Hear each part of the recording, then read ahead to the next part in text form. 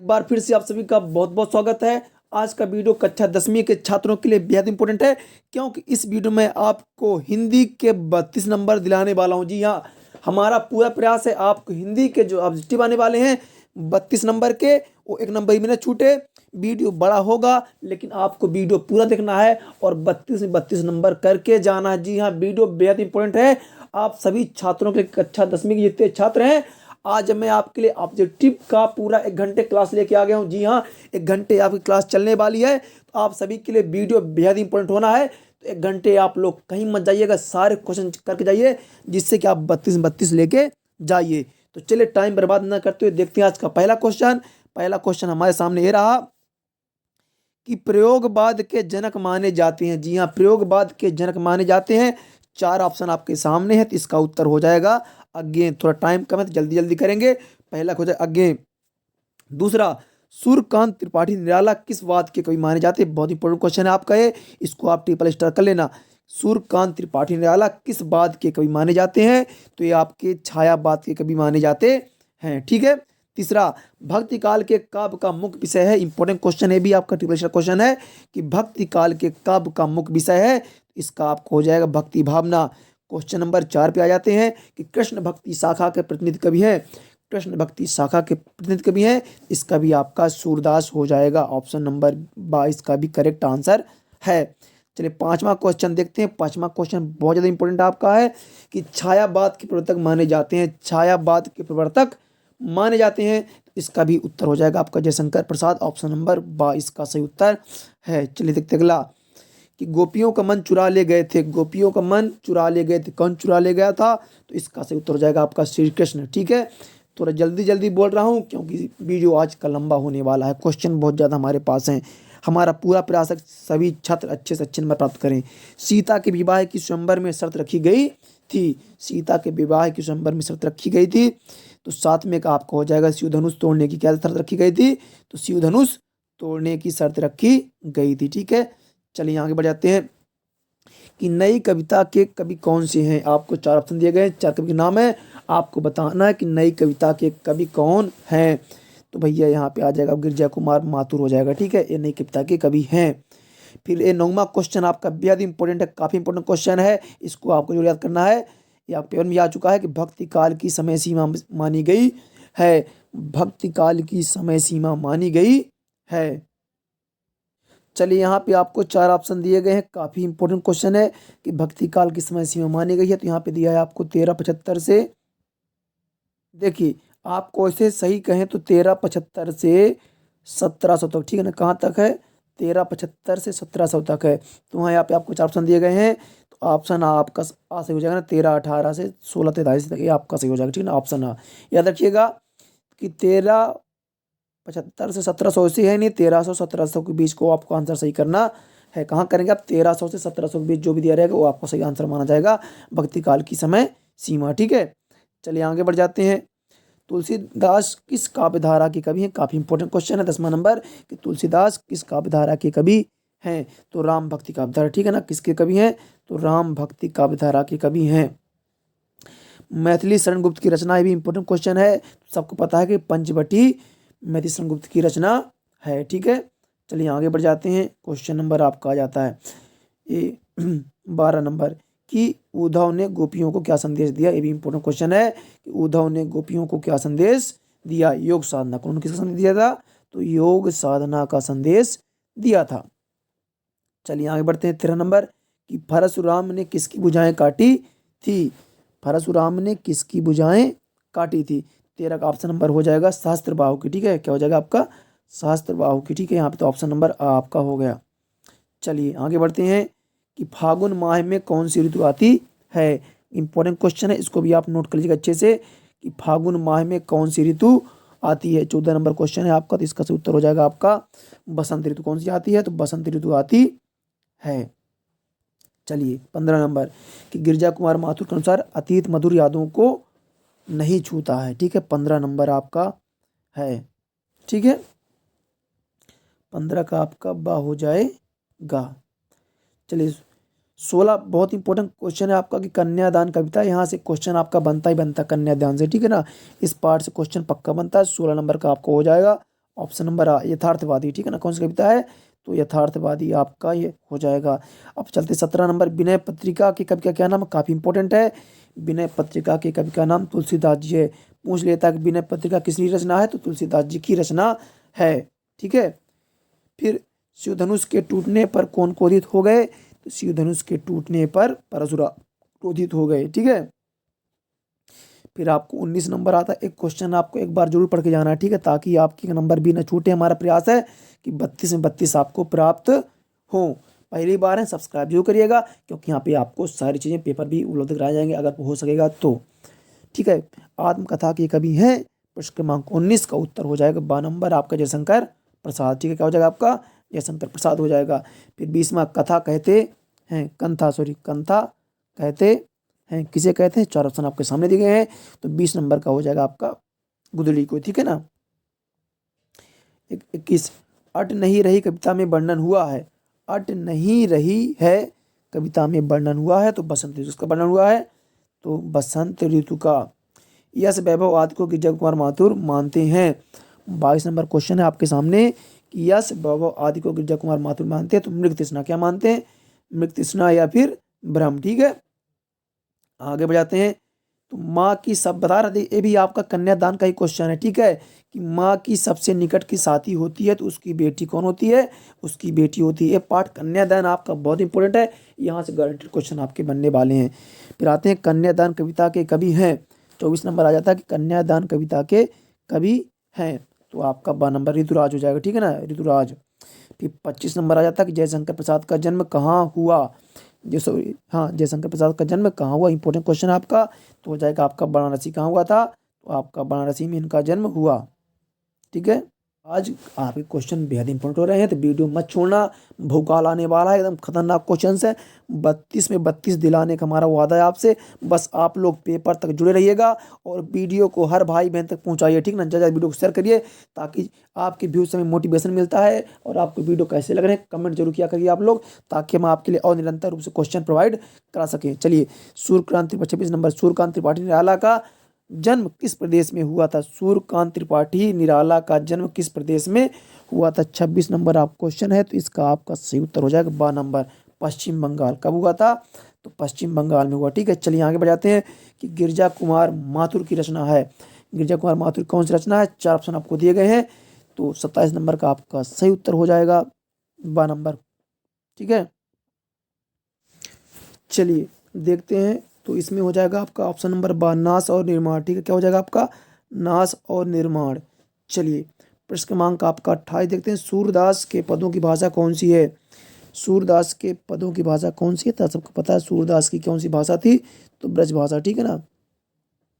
चलिए आगे बढ़ जाते हैं, प्रश्न क्रमांक 29, प्रेमचंद किस विधा के सम्राट माने जाते हैं, काफी इंपोर्टेंट है, तो उपन्यास। प्रेमचंद्र जी किस विधा के सम्राट माने जाते हैं, तो उपन्यास के सम्राट कौन है, तो प्रेमचंद्र है। क्वेश्चन आपका दो तरीके से बन सकता है। चलिए आगे बढ़ जाते हैं, 30वां क्वेश्चन आपके सामने आ चुका है। एकांकी में कितने अंक होते हैं, सबको पता है एकांकी में कितने अंक होते हैं, एक अंक होते हैं। देखो यार, जो भी भाई बहन वीडियो देख रहे हो, अब जो पेपर की तलाश में, तो पेपर का टेंशन अभी मत लो, पेपर वायरल होगा या नहीं होगा बात की बात है, अभी आप लोग तैयारी करते रहो, ठीक है। फिर जैसा कुछ होगा तो आपको वीडियो के माध्यम से बता दिया जाएगा। हमारा नया चैनल है, उसका लिंक है, वहाँ पे आपको पेपर सेपर का जानकारी मिल जाएगा, उसको आप सब्सक्राइब कर लेना, ठीक है। हिंदी में नाटक सम्राट किसे माना जाता है, काफ़ी इंपॉर्टेंट क्वेश्चन है, हिंदी में नाटक सम्राट किसे माना जाता है, तो हो जाएगा आपका जयशंकर प्रसाद, ऑप्शन नंबर 12, ठीक है ना, जयशंकर प्रसाद। फिर प्रसिद्ध कहानीकार हैं, चार ऑप्शन आपको दिए गए हैं, तो आप सबको पता है कि प्रेमचंद्र क्या है, आपके प्रसिद्ध कहानीकार हैं, ठीक है। तो 32 में आपको हो जाएगा प्रेमचंद्र। छाया मत छूना किसकी रचना है, छाया मत छूना किसकी रचना है, तो आपको हो जाएगा गिरजा कुमार माथुर, ठीक है। किसका हो जाएगा, गिरजा कुमार माथुर हो जाएगा, 33 का दा नंबर, ठीक है, 33 नंबर को हो जाएगा आपका दा, गिरजा कुमार माथुर। सूरत निरत किसकी रचना है, सूरत निरत किसकी रचना है, 34 नंबर क्वेश्चन आपके सामने रहा, तो इसका हो जाएगा आपका ऋतुराज, किसकी रचना है, तो आपके ऋतुराज की रचना है। निबंध रचना का प्रारंभ माना जाता है, निबंध रचना का क्वेश्चन आ जाता है, निबंध रचना का प्रारंभ माना जाता है, तो हो जाएगा आपका भारतीय कब से माना जाता है, तो तेंदु युग से। ठीक है, चलिए, किस पत्रिका के साथ कहानी का जन्म माना जाता है? किस पत्रिका के साथ कहानी का जन्म माना जाता है? 36 नंबर है आपका, तो इसका हो जाएगा सरस्वती। किसके माना जाता है? सरस्वती। एक क्वेश्चन आपका बहुत इंपॉर्टेंट है कि हिंदी की प्रथम कहानी मानी जाती है, हिंदी की प्रथम कहानी मानी जाती है, 37 नंबर है, तो आपका इंदुमती। क्या हो जाएगा आपका? इंदुमती हो जाएगा। यदि गद्य कवियों की कसौटी है तो गद्य की कसौटी है निबंध। बहुत इंपॉर्टेंट क्वेश्चन है, इसको आप जरूर याद करके जाना। ठीक है, काफी इंपॉर्टेंट क्वेश्चन है, तो 38 का हो जाएगा आ नंबर, निबंध हो जाएगा। ठीक है, चलिए आगे बढ़ते हैं। चलिए 39 नंबर क्वेश्चन आपके सामने, ये भी इंपॉर्टेंट है आपका कि कहानी के तत्व होते हैं। काफी इंपॉर्टेंट है, कहानी में कितने तत्व होते हैं? सॉरी, 39 नंबर 39 है आपका, तो इसका उत्तर हो जाएगा आपका कहानी में कितने तत्व होते हैं? तो 7, सॉरी 6 है ना। कहानी में कितने तत्व होते हैं? तो 6 होते हैं आपका, 6 नंबर सही है ना, ऑप्शन नंबर 7 सही हो जाएगा। 40, नेताजी की मूर्ति पर चश्मा कौन लगाता था? तो हो जाएगा इसका कैप्टन चश्मे वाला। ठीक है, फिर बाल गोविंद भारत साहब किसे मानते थे? बाल गोविंद भारत साहब किसे मानते थे? आपका 41 नंबर, तो इसका सही उत्तर हो जाएगा आपका कबीर। कबीर को किसे मानते थे? कबीर को मानते थे। फादर कामिल बुल्के किसे भारत की राष्ट्रभाषा बनाना चाहते थे? ये सब इंपॉर्टेंट है। ठीक है ना, तो हो जाएगा आपको हिंदी किसको बनाना चाहते थे? तो हिंदी को बनाना चाहते थे, हिंदी हो जाएगा। ठीक है, यहाँ पे आपका हिंदी आ चुका है। 42 नंबर का आ नंबर ऑप्शन आपका सही हो जाएगा। ठीक है, चलिए आगे बढ़ जाते हैं, 43 नंबर पे चलते हैं। तो प्राचीन काल में स्त्रियों की बोलचाल की भाषा थी, तो प्राचीन काल में स्त्रियों की बोलचाल की भाषा थी, तो यहाँ पे हो जाएगा प्राकृत, द नंबर। ठीक है ना, प्राकृत। प्रकाश की आवश्यकता भूख में किसका आविष्कार कराया? प्रकाश की आवश्यकता भूख ने किसका आविष्कार कराया? तो आग का। 44 का हो जाएगा ब नंबर है ना, 44 का ब आग हो जाएगा आपका।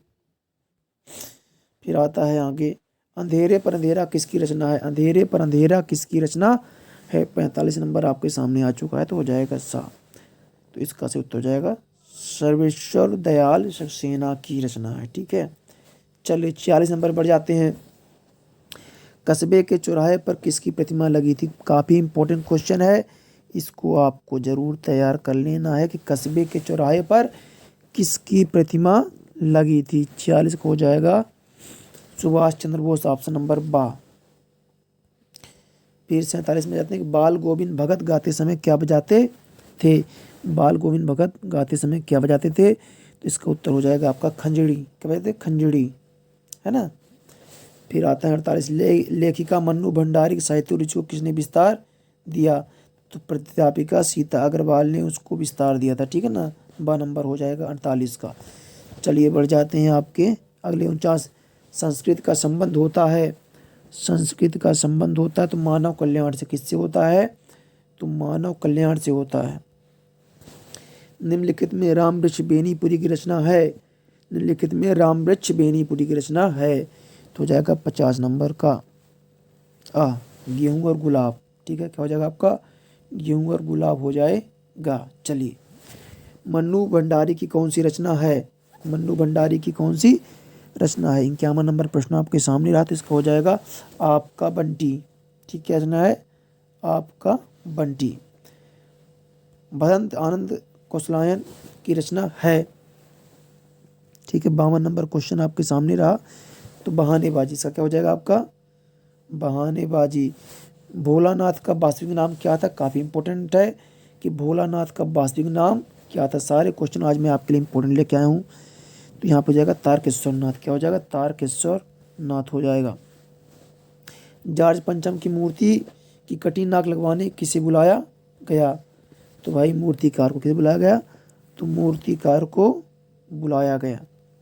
इस क्वेश्चन को जरूर याद रखना कि मैं क्यों लिखता हूँ कि लेखक का क्या नाम है, मैं क्यों लिखता हूँ कि लेखक का क्या नाम। 55 नंबर, तो भैया दा नंबर हो जाएगा अज्ञेय। क्या हो जाएगा आपका? अज्ञेय हो जाएगा। निम्नलिखित में निपात शब्द है, तो निपात हो जाएगा भर ही भी। ठीक है, आपका ऑप्शन नंबर द। निपात वे शब्द होते हैं जो शब्दों में क्या करते हैं? जोड़ डालते हैं। जिन वाक्यों में 2 कर्म होते हैं उसकी क्रिया कहलाती है, तो द्विकर्मक क्रिया कहलाती है। ठीक है, तो आपका ये हो जाएगा। फिर समुच्चय बोधक के कितने भेद होते हैं? 58 नंबर है, तो इसका हो जाएगा आपका ऑप्शन नंबर आ, 2 भेद होते हैं। मुंह की खाना मुहावरे का अर्थ है पराजित होना, क्या हो जाएगा आपका? पराजित होना। एक से अधिक अर्थ वाले कहलाते हैं, तो अनेकार्थी हो जाएगा, ठीक है ना। 60 नंबर का आपको हो जाएगा द नंबर अनेकार्थी, ठीक है। विज्ञापन शब्द का अर्थ है विशेष जानकारी देना। सांप के डर से घबराते हुए भोलानाथ कहाँ जाकर छिपे? 62 नंबर क्वेश्चन आपके सामने रहा, तो इसका हो जाएगा आपका माँ के आंचल में। कहाँ छिपे? तो माँ के आंचल में छिपे। फिर भारत के दौरे पर कौन आ रही थी? 63 नंबर आ चुका है। भारत के दौरे पर कौन आ रही थी? तो रानी एलिजाबेथ द्वितीय, ठीक है, ये आपको हो चुका है। फिर 64 आता है कि अगेन हिरोशिमा कविता कहाँ बैठकर लिखी थी? अगेन ने हिरोशिमा कविता कहाँ बैठ कर लिखी थी? तो रेलगाड़ी में। कहाँ बैठ कर लिखी थी? तो रेलगाड़ी में बैठ के लिखी थी। वाच्य के कितने प्रकार होते हैं?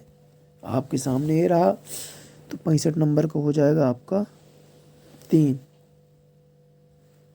और नंबर ऑप्शन, ठीक है। निम्नलिखित में से किसमें कालवाचक क्रिया विशेषण है? तो श्याम कल आएगा, जिसमें समय का बोध हो ना, तो उसे कालवाचक कहते हैं, जिसमें समय का बोध हो।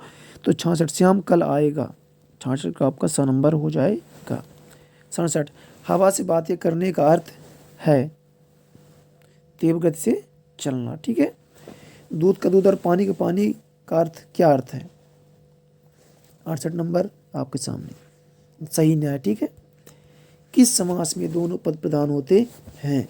किस समास में दोनों पद प्रधान होते हैं? 69 नंबर क्वेश्चन आपके सामने रहा, तो द्वंद्व समास में। किस में होते हैं? तो द्वंद्व समास में हो जाएगा। 69 का आपका आ नंबर, ठीक है। चलिए 70 देखते हैं। रसात्मक वाक्यम काव्यम परिभाषा किसकी है? तो 70 का विश्वनाथ की हो जाएगा। किसका हो जाएगा? विश्वनाथ, ठीक है। आगे बढ़ते हैं 71 नंबर क्वेश्चन की ओर। जीवन का विशद चित्रण होता है। जीवन का विशद चित्रण होता है, तो इसका उत्तर हो जाएगा आपका महाकाव्य में। वीर रस का स्थायी भाव है, तो वीर का जानते हैं उत्साह होता है, सबको पता है, इंपॉर्टेंट क्वेश्चन, इसको आप कर लेंगे। फिर चौपाई में कितनी मात्राएं होती हैं? भी आपका इंपॉर्टेंट शब्द है। चौपाई में कितनी मात्राएं होती हैं? तो आपको पता है 16 मात्राएं होती हैं, ठीक है। 74 नंबर आ जाता है एक ही शब्द एक से अधिक बार आवृत्ति हो तो वहाँ कौन सा अलंकार होता है? जब एक ही शब्द की आवृत्ति बार बार होती है तो वहाँ पे कौन सा होता है? तो पुनरुक्ति प्रकाश अलंकार है ना, आपका ऑप्शन नंबर द हो जाएगा। श्रृंगार रस बहुत इंपॉर्टेंट क्वेश्चन है भाई, इसको जरूर याद कर लेना। श्रृंगार रस का स्थायी भाव तासों को पता है रति होता है, ठीक है ना। क्या होता है आपका? श्रृंगार का रस तो रति हो जाता है, ठीक है। चलिए 76 नंबर देखते हैं। काव्य की शोभा शब्द क्या कहलाते हैं? तो अलंकार कहलाते हैं, तो यहाँ हो जाएगा अलंकार। पीपर पात सरिस मंडोला में अलंकार है।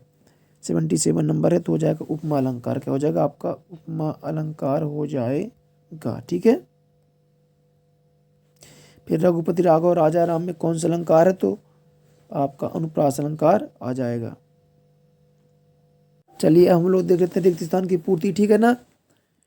रिक्त स्थान की पूर्ति देखते हैं, तो देखिए आपको यहाँ पे 1 से लेकर 10 तक क्वेश्चन दिए गए हैं। इनके उत्तर मैं अभी जस्ट आपको वीडियो में बताने वाला हूँ, ठीक है ना।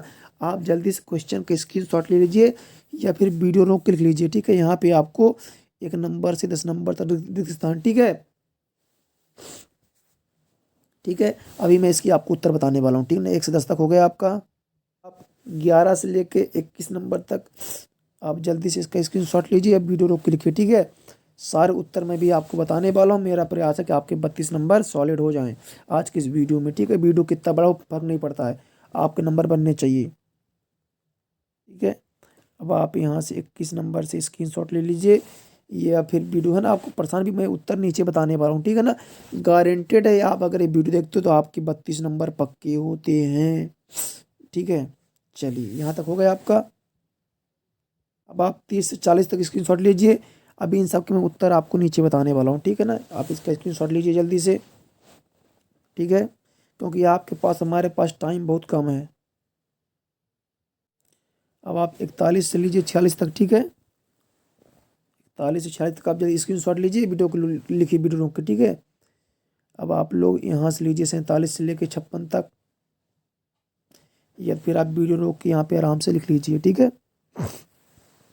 चलिए,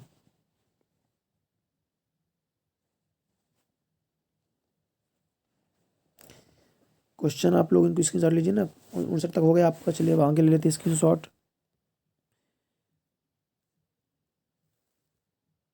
चलिए, ये आपका 68 तक चलिए ना, इनको भी नोट किया। चलिए इनके आंसर देख लेते हैं, ठीक है ना। चलिए आंसर देखते हैं इनके। तो ये आपके सबके उत्तर रहे, ठीक है। मैं थोड़ा इसको छोटा कर देता हूँ। ये लीजिए आप लोग, है ना, एक ही स्क्रीन शॉट पे सारे उत्तर आपके हो गए, ठीक है। सारे उत्तर आप आराम से कर लीजिएगा, है ना। चलिए, आपको 32 नंबर करके ही जाना है। अगर आपको इसका पीडीएफ चाहिए तो आप हमारे टेलीग्राम या व्हाट्सएप ग्रुप में जुड़ जाइए, पीडीएफ मिल जाएगा। अब देखिए, अगर आपको सत्य सत्य, बात ध्यान सुनिए, कि सत्य सत्य, है ना, सही जोड़ी, एक वाक्य में प्रश्न इसी तरह से चाहिए, आप जल्दी से कमेंट कर दो, है ना। कक्षा 10वीं के छात्र ज़्यादा से ज़्यादा जुड़ जाओ। पीडीएफ के लिए आप व्हाट्सएप ग्रुप ज्वाइन कर लो या टेलीग्राम ज्वाइन कर लो, ठीक है। वहाँ पर मैं इसका पीडीएफ डाल दूंगा। आप वो लोग जल्दी सब लोग जुड़िए। और अगर आपको इसका पार्ट 2 चाहिए ना, है ना, आज क्वेश्चन चाहिए, अगर पार्ट 2 चाहिए आपको तो जल्दी से कमेंट करो यार, जल्दी। इसमें 500 व्यूज़ पे इसका पार्ट 2 है ना। जैसे इस वीडियो में 500 व्यूज़ हो जाएंगे, पार्ट 2 आ जाएगा, ठीक है। मिलते हैं अगले वीडियो में। शेयर जो सब कर देना है।